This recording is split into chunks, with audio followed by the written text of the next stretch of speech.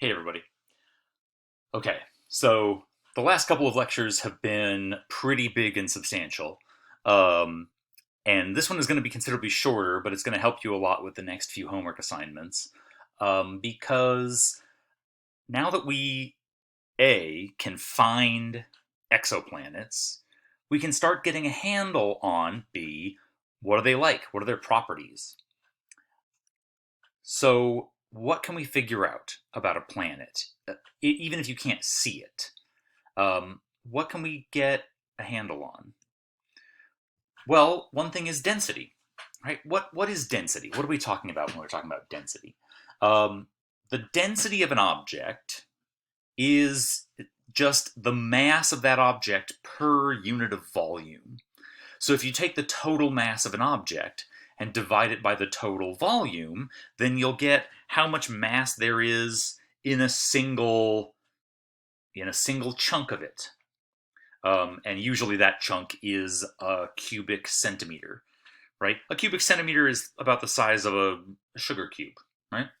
Um, so how can we do that for a planet? Well, you can figure out the density if you have the mass. How do we have the mass of a planet? Use the Doppler method, right? The Doppler method of a planet um, tells you the planet's mass. And then you divide by the volume, and, well, a planet is spherical, so 4/3 times pi times the radius cubed is the formula for the volume of a sphere. So if you have the radius of a planet, then you can figure out its volume, and then you can figure out the density. How do you get the radius? You use the transit method. So here we're assuming that we can find these planets. Either planets in our solar system or exoplanets. Now, it's considerably easier if they're planets in our solar system because they're a lot easier to study. You can just point your telescope and look at them. But if you're talking about exoplanets, you may not be able to see them directly, right? The two main ways that we have for finding exoplanets, the Doppler method and the transit method, are indirect methods. But that doesn't mean, just because you can't see the planets and take a picture of them the way you can with a coronagraph, we can still figure out the density. Right? Use the Doppler method to get the mass, use the transit method to get the radius. Here's the trick. Most of the time, we measure the density in grams per cubic centimeter. So the formulas that we have for the Doppler method give you the mass of the planet in Earth masses. The formula that we have for the transit method gives you the radius of the planet in Earth radii. So you just need to convert Earth masses into grams and convert Earth radii into centimeters, and the homework gives you practice on that. You plug the mass in grams and the radius in centimeters, and you get the density in grams per cubic centimeter. Why would you go to all that trouble? Because the numbers are a lot easier. The numbers are a lot more manageable. So, what does that tell us about the planet? Well, if we have the density of the planet, we can get a handle on what it's made of. So here is a sample of planets. Here's a sample of 100 and something planets that we discovered in, I want to say it was like 2014 or 2015, something like that. So for a bunch of exoplanets, right? The blue triangles are the planets in our solar system. So here's Venus and Earth, Uranus, Neptune, Saturn, and Jupiter. All the red dots are exoplanets. We measured their masses and measured their radii, and if you plot the mass versus radius, you can say, all right, you can get a sense of density. The blue lines here, those curves are what the radius to mass relationship would be if the planet were made of pure material. Here's what the graph would be like if the planet were pure iron, or pure rock, or pure water, or pure hydrogen gas. So if you measure the mass and the radius of an exoplanet, and that planet is right there, if that planet is sitting on this curve, the curve for pure iron, then you can look at that planet and go, I bet that planet is made of almost pure iron. You can't even see the planet, and now we can start getting a handle on what it's made of. Right? If a planet is sitting right there on the curve for pure water, well, that planet must be probably made of almost pure water. Right? These planets up here must be pure hydrogen. what if the planet is somewhere in between? If you look at a planet, like, say, Earth and Venus, right? Earth and Venus are sitting in between the curves for rock and iron. So what are Earth and Venus made of? Well, they must be made of rock and iron, right? If your planet is, like, say, this planet right here, if your planet is in between two curves, then that planet must be made of a mixture. It must be made of a mixture of, well, in this case, water and hydrogen. So you can look at Uranus and Neptune there, right? Look at Uranus and Neptune. What are Uranus and Neptune made of? Well, they're made of some mixture of water and hydrogen. Look at Saturn and Jupiter. Saturn and Jupiter are also in between hydrogen and water. Uh, the homework makes the point that when you look at the Jovian planets, right, Jupiter, Saturn, Uranus, and Neptune, we call them all Jovian planets. But people that really study Jovian planets make a distinction between Jupiter and Saturn, which they call the gas giants, and Uranus and Neptune, which they call ice giants. Why is that? They're both made of, all four planets are made of a mixture of hydrogen and water, but Jupiter and Saturn tend to be mostly hydrogen, more hydrogen, less water. So, since they're made of mostly gas, we call them gas giants. Uranus and Neptune are also made of a mixture of water and gas, hydrogen gas, but they're closer to the water line. So they must be made of mostly water. Now, and when we say water, I don't mean liquid water, it's going to be mostly ice. So, since these planets are mostly ice, but also with a lot of hydrogen, we call them ice giants. The terrestrial planets, right, Venus, Mars, Earth, and Mercury, right, they're all over here in the rocky metallic range. So, what are the terrestrial planets made of? Well, they're made of a mixture of rock and ice. Sorry, rock and iron, rock and metal. So for all of these other planets, for all of these gas giants, or sorry, for all of these exoplanets, we can look at where they lie on the graph and say, well, these planets over here are made of some mixture of rock and water, or these ones over here are probably ice giants. These ones over here are probably gas giants. These ones over here, man, these are weird, right? Because these planets over here look like they're made of some mixture of iron and rock, except they're a lot more massive than the Earth is. So these are the super Earths, right? When we were talking about exoplanets in the last couple of lectures, we talked about how we've discovered a whole bunch of exoplanets that look like, we call them super Earths, right? They're rocky, they're metallic, they look terrestrial, except they're bigger and more massive than the Earth is. And you can read that right off of this graph. So that becomes really, really handy for figuring out what kind of planet we're talking about. One of the other characteristics of a planet that we want to know these days is water. Does the planet have water? And if it does, what's the water like? Right? 10 years, 20 years ago, it was amazing that you could find these exoplanets at all, and now we're finding so many of them, and we're finding them with the Doppler method and the transit method, that we can start saying, well, this planet is mostly made of rock, this one's mostly made of gas. We can start getting a handle on composition. One of the cutting-edge questions in exoplanet hunting these days is, where's their water? What's it like? Is the water a solid, a liquid, or a gas? Well, and that depends, right? What determines whether water will be a solid, a liquid, or a gas? Depends on temperature, right? If the water gets too hot, it boils. If the water gets too cold, it freezes. But it also, so here on Earth, water is a liquid between 0 and 100 Celsius, which is to say between 273 and 373 Kelvin. But that's here on Earth at sea level, right? Water is a liquid between 273 and 373 Kelvin at 1 atmosphere. So this graph looks a little complicated, but it's really not that bad, right? This is a graph of whether water is a gas, the yellow area, or the orange area, a liquid, the green area, or ice, the blue area, for different combinations of pressure and temperature. At 1 bar, which is to say 1 atmosphere, that's 1 Earth atmosphere at sea level, right? Hotter than 373, the water is a vapor. Between 273 and 373, the water will stay liquid, and below 273 Kelvin, it freezes as ice at this pressure. But if you're talking about some alien planet, who says that planet has to have one atmosphere of pressure? Maybe it has more pressure, maybe it has less pressure. The pressure also matters. The pressure, the atmospheric pressure pushing down on that water, will also determine where the water boils and where the water freezes. And so let's say you're talking about some alien planet where, let's say this alien planet has a really high pressure, like 10 atmospheres, 10 Earth atmospheres. If the planet has 10 Earth atmospheres, well, then it doesn't boil until 450 Kelvin. It still freezes at 273, and then below that it's ice.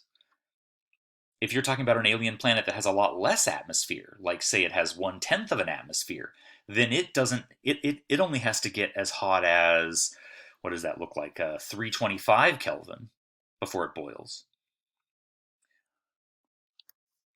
So why do we care? Why do we care about liquid water specifically? Because liquid water means life, right? This is one of the new cutting edge questions in planetary science is, okay, we found all these alien planets. Awesome, cool. Where should we be looking to find planets that might have life on them? Where should we be looking to find planets that are habitable, where maybe life in the universe may have evolved? And we think, now here we're guessing, right? When you talk about life in the universe, we only have one data point. We only know about life on Earth.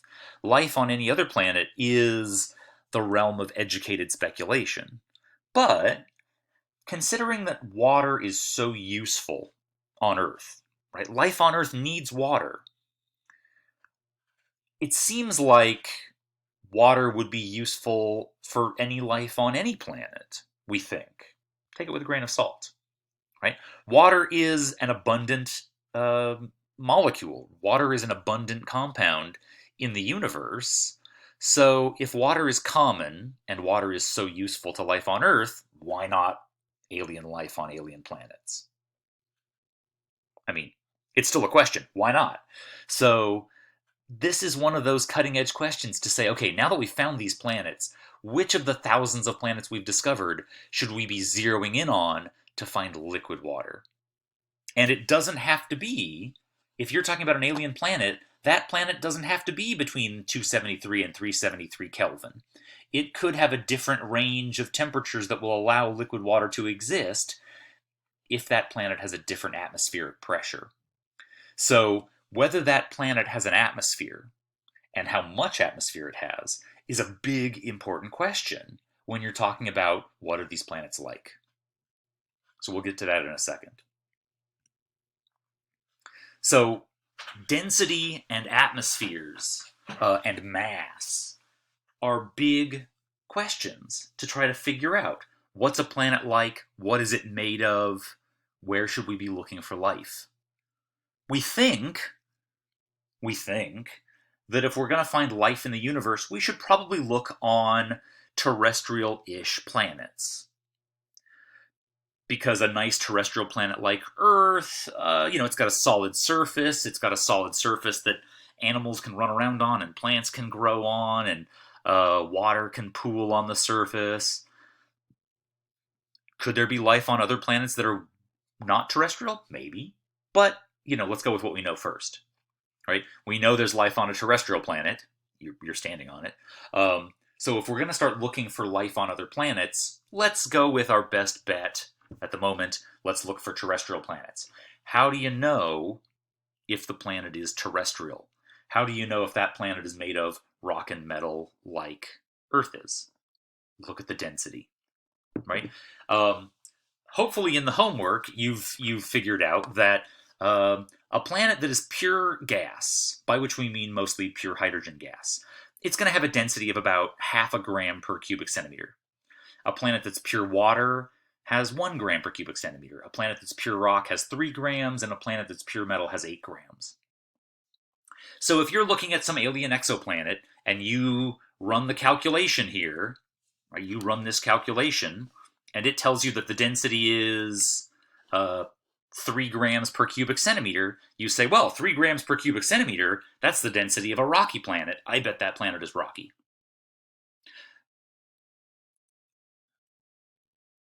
If you find a planet that is 3 grams per cubic centimeter, that has a density of 3 grams per cubic centimeter, does that guarantee that it's only rock? Could there be no water, no metal, no gas? You could, but go with the simplest answer. Always go with the simplest answer. If you're finding that the density of the planet is 3 grams per cubic centimeter, it's probably mostly dominantly rock. Could there be a little bit of everything else? Sure, why not? But let's keep it simple. It's a rock. That planet is a big ball of rock. What if you don't get that the density is 1/2 or 1 or 3 or 8?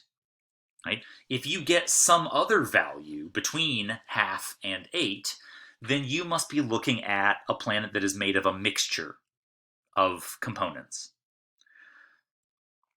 So the homework gives you a few questions to say, all right, what if you take, let's say, for example, what if you take a planet that is pure gas that has 1 Earth volume, and you take another planet that's pure water and is also 1 Earth volume. So you're taking a 1 Earth volume ball of gas and a 1 Earth volume ball of water, and you're smashing them together. You're going to make one planet that is a mixture of these two components.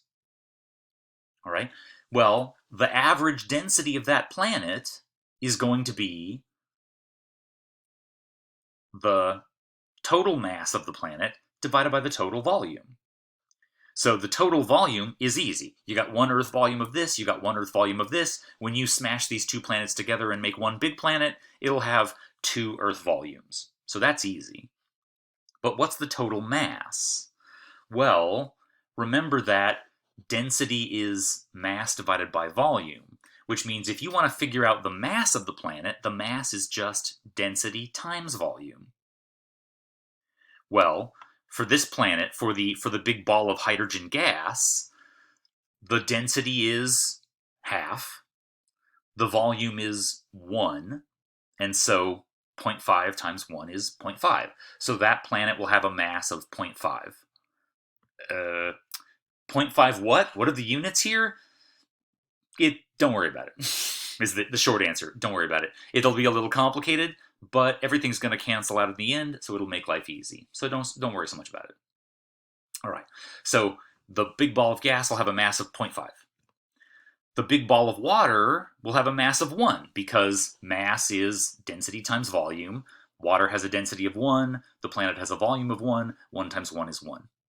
So this planet has a mass of 0.5, this planet has a mass of 1, so then the average density will be the total mass, 0.5 plus 1, divided by the total volume, 1 Earth volume plus 1 Earth volume. So the average density of this mixture will be 1.5 divided by 2, which is 0.75. So the density of this planet, if you take a planet that is 1/2 gas and 1/2 water, and you smash them together to make one big planet, the density of that big planet will have a density of 0.75 grams per cubic centimeter. So, if you discover a brand new planet, you measure its mass using the Doppler method, you measure its radius using the transit method. If you calculate the density, and the density comes out to being between 0.5 and 1, well, if the density is between 0.5 and 1, you know that planet is some mixture of gas and water. Right? If you measure the average density of a planet and it is between 1 and 3, you know that planet is some mixture of water and rock. If you get that the density is between 3 and 8, you know that planet is a mixture of rock and metal. Right? This is how you can, this is a great place to start, let's say. Again, could it be more complicated? Sure, it could be more complicated, but keep it simple. If you discover a planet and it has a density of 6 grams per cubic centimeter, right? You say, well, 6 is between 3 and 8, so that planet must be a mixture of rock and metal. Could there be some water on it? Sure. Could there be some gas on it? Sure. But it's mostly going to be rock and metal. So if you want to figure out, like, here's the page from the homework, right? If you want to figure out how much gas, how much ice, how much rock, how much metal, if you take a planet, like here's the page from the homework, right? You've got the mass, you've got the radius. You want to figure out the density. Remember, the density is in grams per cubic centimeter. So you need to convert the mass into grams, convert the radius into centimeters. The conversion factors are right here, so use that to help you. Then you calculate the density. Okay? Now, if you start fiddling around with the gas, the ice, the rock, the metal, and if you start trying to mix them up to create this planet, to create a model for this planet that has just the right mass, just the right radius, just the right density, you could be making a giant mess for yourself. So don't do that. Keep it simple. Use the density to tell you what are the two elements that you're going to be using most, right? If the density is between 0.5 and 1, that planet is going to be mostly made of gas and water. So just play with the gas and the water to build that planet. Ignore the rock and the metal. If the density is between 1 and 3, just use ice and rock. If the planet is between, pardon me, sorry about that. If the density is between 3 and 8, use the rock and the metal and ignore the gas and the ice. Here's the hint for the homework. You're only going to need 2 of those elements. You just need to figure out which 2 and then combine those elements to build the planet. So if you're having trouble with these pages, with these models on the homework, you're probably making the job harder for yourself. Okay? Okay. So finish that up. All right? One of the other planetary properties that we're going to figure out here is the temperature. How hot is the planet? And every planet's temperature is determined by a balance of energies, right? So the easy way to think about it is that for any planet, the energy in equals the energy out. What do I mean by this? I mean, a planet is being warmed up by what? What's warming up a planet? Its star does, right? The planet the star that planet orbits is the star that a planet orbits is shining light on it, and so that planet is absorbing some starlight from its parent star. And that planet is absorbing light and absorbing light and absorbing light, and the planet is going to heat up and heat up and heat up. But then what happens, right? You've got the surface of a planet. The surface of the planet is being warmed up by sunlight. I'll just call it sunlight, even though it may not be the sun. It might be another star. What happens to a dense object when you heat it up? When you have a dense object and you heat it up, it starts to glow. It starts to emit its own blackbody spectrum, right? And so the surface of a planet gets heated up by absorbing sunlight, so energy comes in. But then the surface of the planet warms up, and when the surface of the planet warms up, that planet starts losing energy in the form of its continuous spectrum. So, when a planet absorbs sunlight, that planet will warm up until the energy that it loses out to space balances out the energy that it absorbs from the sun, and after the energy in is balanced by the energy out, the planet stops warming up. Think about it like this. Here's the analogy that I use here. The amount of heat energy that a planet has is kind of like a bank account, right? With your bank account, money comes in, money goes out, and so if you earn more money in a day than you spend, then your bank account goes up. Right? If a planet absorbs more energy in a day than it re-radiates out into space, then the planet will warm up. If you spend more money in a day than you earned, then your bank account goes down. right? If a planet radiates more energy out to space than it absorbed from the sun, then the planet will cool off. But a planet's temperature stays stable if the energy that it absorbs from the sun in a day is balanced out by the energy that it loses out into space. So that energy comes in, energy goes out, but the total thermal energy stays the same. If you earn exactly as much money in a day as you spend, your bank account stays the same. So, what's that temperature? What is the temperature at which energy in balances with the energy out? And we call this the effective temperature. So basically, the effective temperature is a first good guess, right? The effective temperature is the energy that we're the effective temperature is the temperature that we're going to predict that temperature is warmed up to, where the energy in equals the energy out. Right? It may not, the effective temperature may or may not actually equal the actual temperature, because things can get a little bit more complicated and more interesting, which we'll talk about here in a few minutes. But it's a first good guess, right? Basically, what are we saying? What is my simple cartoon here? My simple cartoon is saying, okay, a planet is just basically a rock. Sunlight is shining on the rock warms up, and then the rock radiates its heat back out into space. So the effective temperature is the temperature that the planet would be at if that planet were just a bare rock floating in space with sunlight shining on it. Okay? So what do you think? What about a planet determines how hot it is? Well, the temperature of a planet, the effective temperature of a planet, depends on the luminosity of the star, right? If that star is higher luminosity, then that star is giving off more energy per second. If that star is brighter, it's going to be shining more energy onto the planet will warm up.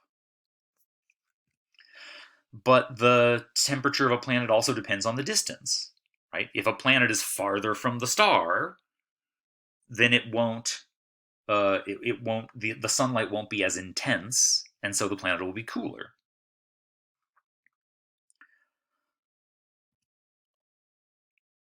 The temperature of a planet also depends on the albedo. Now, there's a term you don't use every day. What is albedo? Albedo is a measure of how reflective a planet is. So, a planet is not a perfect absorber of light, right? Some of that sunlight that shines on the planet will get absorbed, but some of that sunlight is just going to bounce off the planet and bounce back out into space. If the sunlight comes in, reflects off the planet, and back out into space, then that energy doesn't get absorbed. And if that energy doesn't get absorbed, then it doesn't contribute to heating up the planet. So, what the color of the planet is basically determines part of the temperature, right? If a planet has a high albedo, then that albedo, think about it like this, right? The albedo of a planet is how reflective it is, how shiny it is. So if the planet has a high albedo, it's going to be very reflective. It's going to be very shiny and light colored, so that a lot of sunlight is going to come in and bounce off the planet and back out into space. So what color would a high albedo planet be? Well, if it's very shiny and bright, then the planet would be white, basically. The highest albedo you could get would be a perfectly white planet that reflects all the sunlight that strikes it. Basically a planet that looks like a disco ball, right? Covered in mirrors, reflecting all the light. A low albedo planet doesn't absorb a lot of light. A low albedo planet doesn't reflect a lot of light. It absorbs more of the light. So if something absorbs a lot of light and it doesn't reflect much light, what color is that?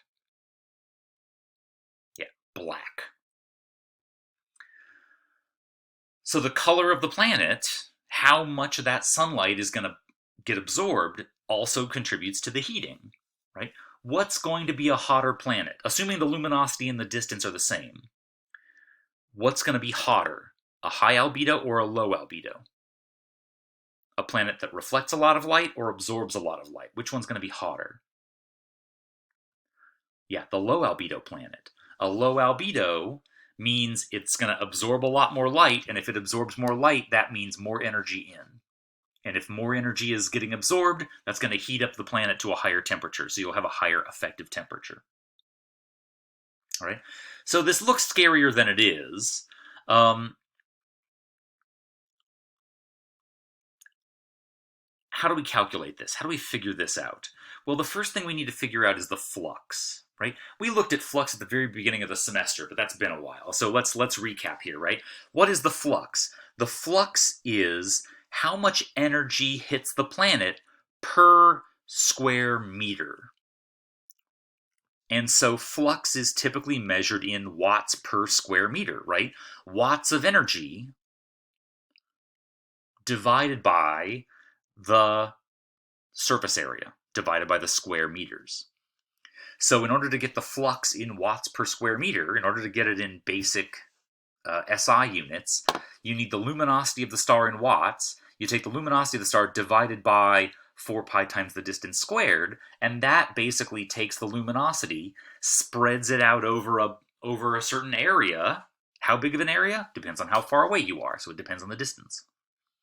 So you plug in the luminosity in watts, you plug in the orbital distance between the planet and its parent star in meters. Both of these numbers are going to be big numbers, so this is a little bit of a nuisance, right? The luminosity of a star in watts is a big distance. The orbital distance of a star in meters is a big number, but when you divide them, the flux comes out to be a pretty reasonable number, usually a few hundred or a few thousand watts per square meter. So not that bad.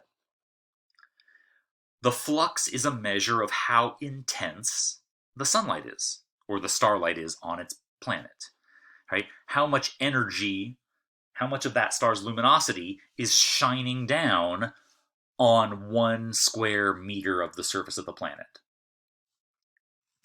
So then how do we calculate the effective temperature? Okay, this looks bad, but it's not that bad, okay? So go with me here, right?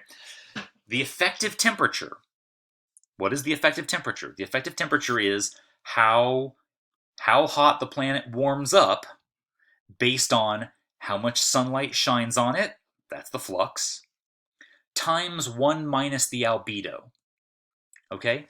Albedo is just a percentage, right? The albedo is a fraction.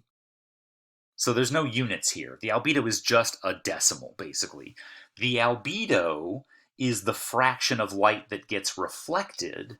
Therefore, 1 minus the albedo is the fraction of light that gets absorbed.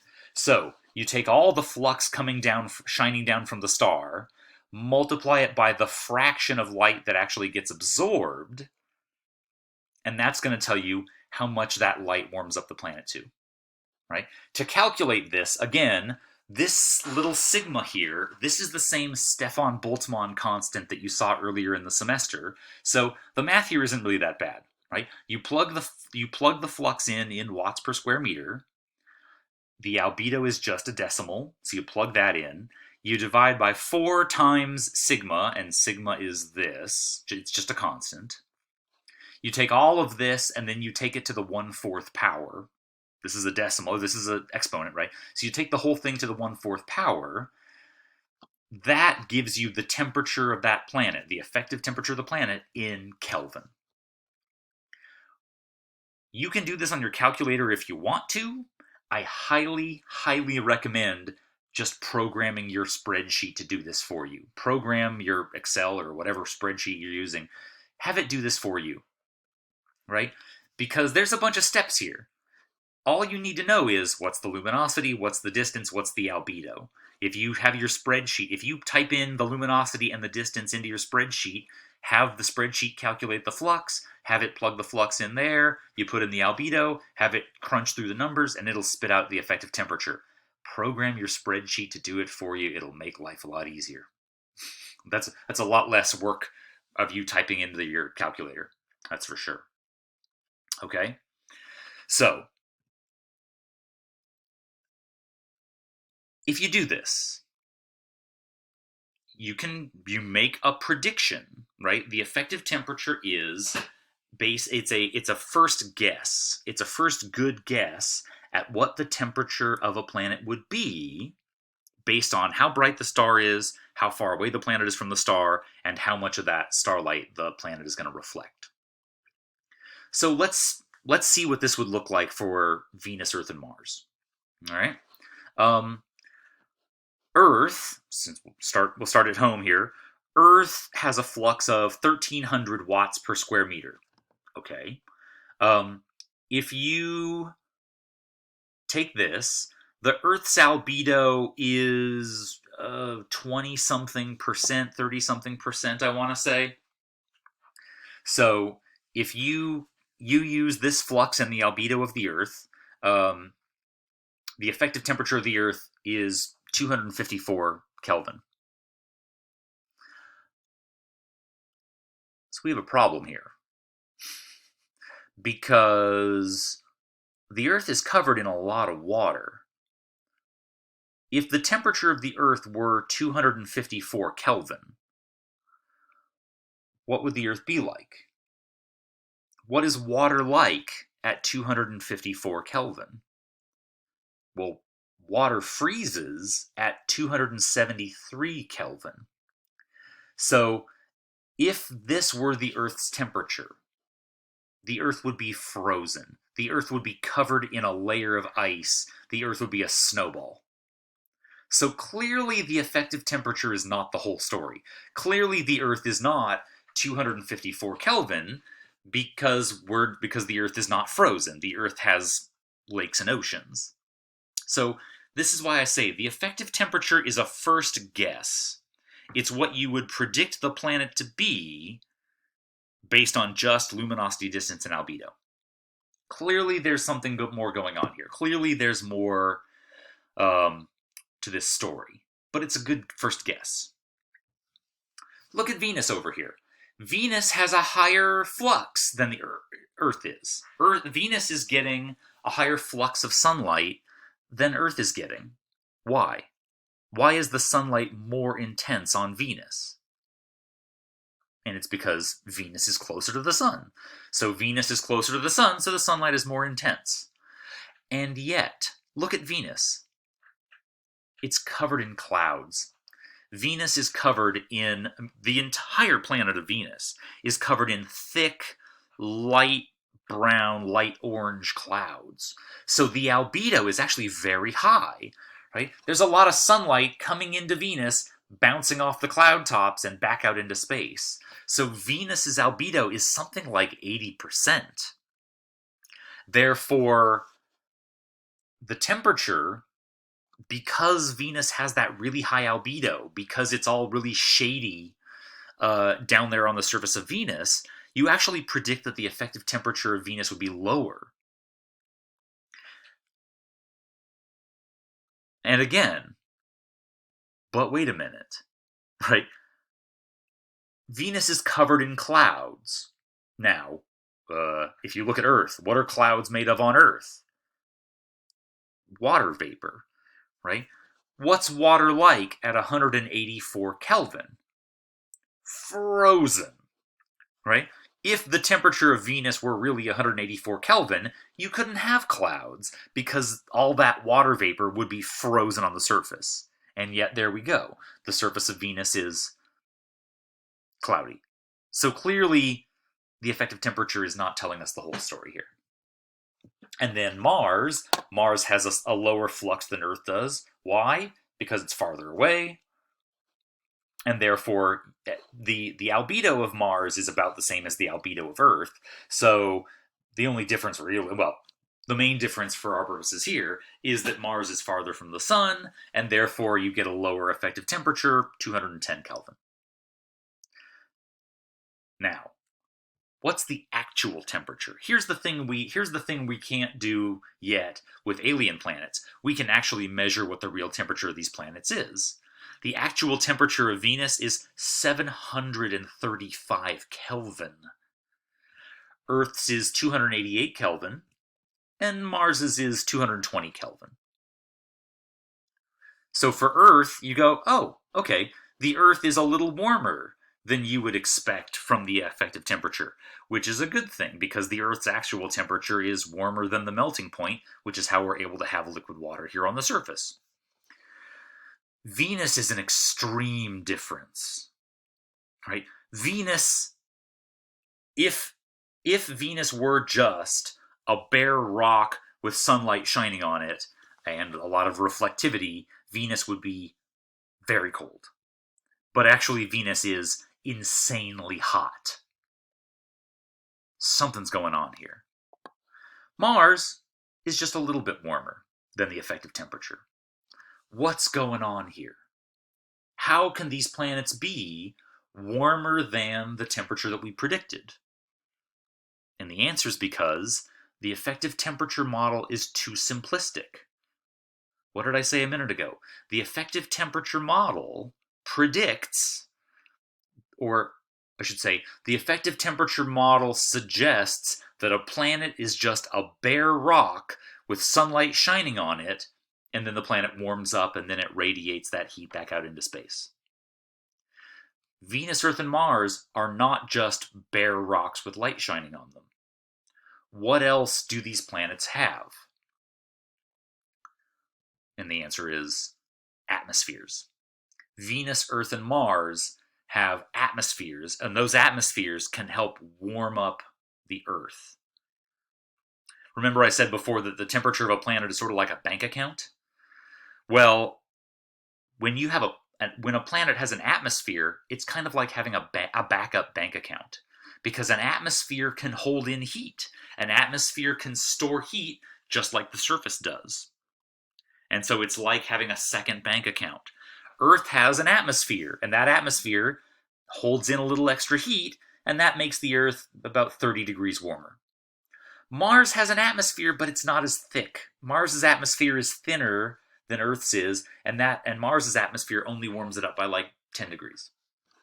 Venus has a very thick atmosphere, much thicker than the Earth's. And so Venus's atmosphere is able to hold in so much heat that it warms the planet up 500 degrees hotter than it would be if it were just a rock with no atmosphere. So we're going to talk more about how atmospheres change the temperature of a planet, because this has a huge effect on whether a planet will have life or not, right? Because what does it take for a planet to have life? I mean, the short answer is we don't know yet, because we don't know all the ways that life can happen in the universe. We only know how life happened on Earth. But we think in order to have life, a planet needs liquid water. Well, the liquid water depends on the actual temperature, right? The water doesn't care what you predict the temperature of a planet is. The water cares what temperature it really is, which is why there's liquid water on Earth and the oceans aren't all frozen. We think that in order for a planet to have life, it also can't be too hot or too cold. So the actual temperature here matters, and the actual temperature has to add in the atmospheric effects. So we'll talk more about the association. We'll talk more about the relationship between atmospheres and temperature in the next lecture. But let's just talk about atmospheres at all. Why does a planet have an atmosphere at all? Right? If you go up, here's a picture from the International Space Station. If you get up above the Earth's atmosphere and you look at the edge of the planet, our atmosphere is a thin shell of gas. Our atmosphere is this thin shell of gas sticking to the Earth's surface. What's keeping it here? Why does this atmosphere stay around the Earth? What's holding the gas to the Earth's surface? Gravity. Right? The Earth's gravity is pulling on that gas, keeping the gas clinging to the Earth's surface. And so, why doesn't the gas escape? Right? You can escape a planet's gravity. I'm going to flip back to the picture here. Right? You can escape a planet's gravity. What does it take for a gas molecule or a rocket or an astronaut or anybody. What do you have to do in order to escape a planet's gravity? All you got to do is go fast enough, right? If you can get traveling away from the Earth fast enough, you can escape the Earth's gravity before the Earth's gravity has a chance to pull you back down. So that minimum speed, the minimum speed that you've got to be going to escape a planet's gravity is called the escape speed. So why does the Earth have an atmosphere? Why don't these gas molecules get going fast enough? Well, if you're taking the air in your room, the room where you are right now, if you measure how fast those air molecules are moving, what are you measuring? You're measuring the temperature, right? The hotter a gas is, the faster the molecules are moving. So the answer is, why doesn't the air in Earth's atmosphere just escape Earth's gravity and fly out into space? And the answer is because it's too cold. Those molecules can't get going fast enough. So they're stuck.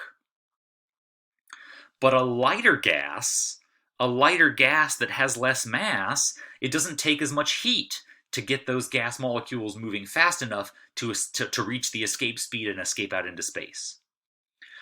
That's why Earth has the atmosphere that it has, right? Earth's atmosphere is made of heavier molecules like nitrogen and oxygen.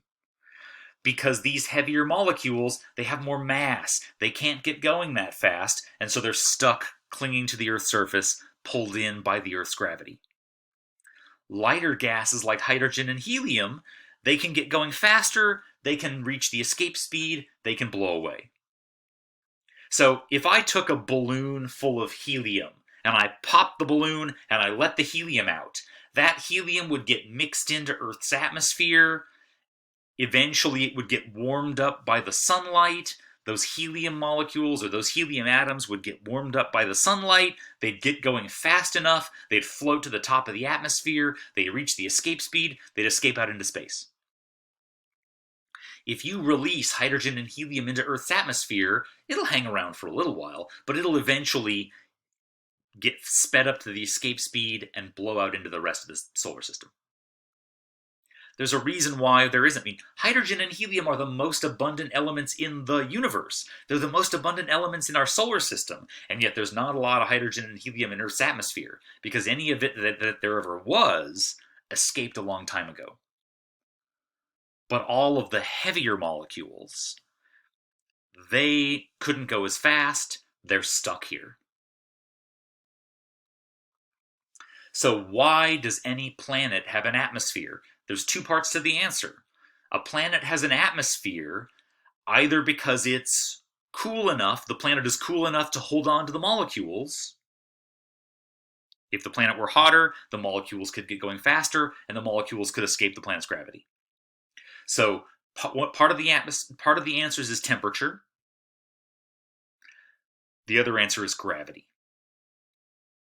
Right? If you have a planet with really weak gravity, it can only hold on to the very heaviest gases. If you have a really high mass planet, like a Jupiter or a Saturn, right? A high mass planet has such a strong gravity, it can hold on to even light gases. That's why hydrogen and helium, that's why you find hydrogen and helium in Saturn and Jupiter, because they have a mass high enough to hold on to those light gases. Whereas a low mass planet like the Earth can only hold on to heavy molecules. That's why the Earth's atmosphere is made of what it's made of, right? The Earth's atmosphere is only made of nitrogen, oxygen, mostly nitrogen, a lot of oxygen, about 1% argon, which is another heavy noble gas.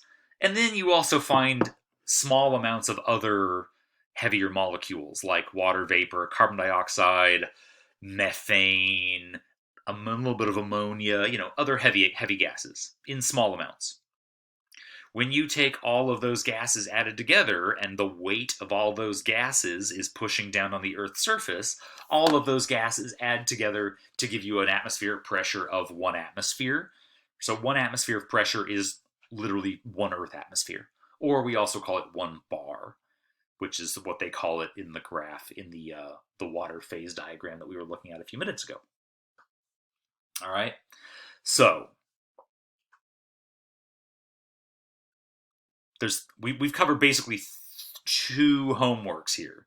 The Planet Properties homework deals with the density of a planet and also what kind of gases can the atmosphere hold on to. The next homework is called Energy Balance, and it's all about predicting what the effective temperature of a planet should be. These are things that you can do with alien planets. Based on the bare basic things that we can figure out, like mass and orbital distance and size, you can make some reasonable conclusions to say, we think we know what it's made of based on the density, we think we know what the temperature is, if you calculate the effective temperature, and you can start making a guess as to say, does this planet have an atmosphere? Based on its mass, and based on the luminosity of the star, if you can figure out the mass of the planet, and if you can figure out what its temperature should be, you can say, can this planet hold on to light gases and heavy gases? Can it only hold on to heavy gases? Or can it not hold on to any gases at all? If you're dealing with a really small, low mass planet that's really hot, it's not going to be able to hold on to any gases at all. So that planet really will be a hot, bare rock. Right? We're making some assumptions here, right? We're saying, based on the things that we think we know about this alien planet, what do we predict the temperature will be? Do we predict that that planet will be able to hold on to light gases, only heavy gases, or no gases? This is how we find that needle in a haystack, right? Now that we've found thousands of planets, we don't have time, we don't have the equipment, we don't have the technology to study every one of those 4,000 planets that we've discovered to say, is there life here? Is there life here? Is there life here? Is there life here? We need to narrow down the search and say, which planets should we be focusing on? Which planets are worth investing our time and energy and equipment to say, is there life on this planet? And, let's ignore all the other ones that probably don't. And so if you can say, well, that planet is probably the right temperature for liquid water, and it has an atmosphere for life to breathe, and it's probably terrestrial, because it's got the density of rock and metal. This planet, we've winnowed out the unlikely candidates so that we can focus on the likely candidates and say, out of the 4,000 planets we've discovered, these are the dozen that are most likely to have life. Let's study those. And that's kind of the cutting edge of where we are right now, is to say, all right, how can we build the equipment to zero in on those planets and say, what are these ones like? All right. This is a good first pass, right? To really get an understanding of what are these planets really like, in order to get a really good educated guess, we need to start looking at the details, like what are atmospheres made of, and how does the atmosphere of a planet and the geology of a planet, if you're talking about a terrestrial planet, how do geologic processes on terrestrial planets, how do those also affect the temperature? Because the effective temperature gives you a good first guess, but the details can really affect things. So that's what we're going to talk about next, is the atmospheres of terrestrial planets, and then also the geology of terrestrial planets. Okay? So that should get you through the next couple of homeworks. Get those done, and I'll see you on the other side. Have a good one.